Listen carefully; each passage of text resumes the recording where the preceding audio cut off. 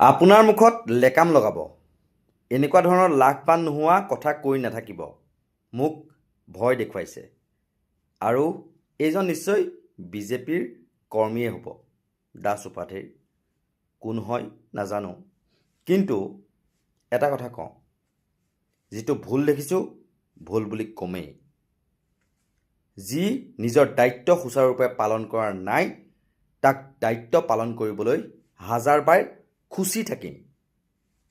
কিয়নো ৰাইজে ভোট দি জিকাইছে তেওঁলোকক। ৰাইজৰ ভোটত তেওঁলোক ৰজা। ৰাইজৰ ভোটত তেল ফালিছে তেওঁলোকৰ। তেল ফাটি আছে, যি টি কৰি ফুৰিছে।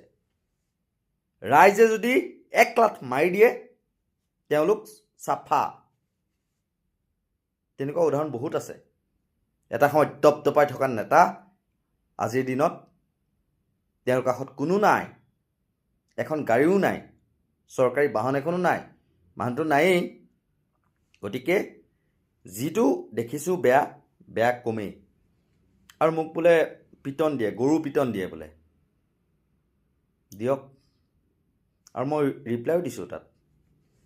গণতান্ত্ৰিক দেশ এখনত যদি গণতান্ত্ৰিক ভাষাৰে কোনো অশ্লীল অশ্ৰাব্য শব্দ যদি প্ৰয়োগ নকৰি কাৰোবাক সমালোচনা কৰে, তাৰ প্ৰত্যুত্তৰ তেনেদৰেই হ'ব লাগে। কিন্তু মোক গৰু পিটন দিম বুলি কৈছে, তেতিয়াহ'লে কি সূচাইছে? বিজেপি দলটো এটা গুণ্ডাৰ দল নেকি?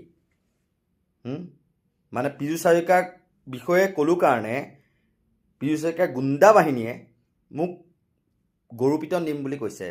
আৰু মই কেলে ঘণ্টা ভয় কৰিম নেকি? দিয়ক পিটন। পিটন খামো।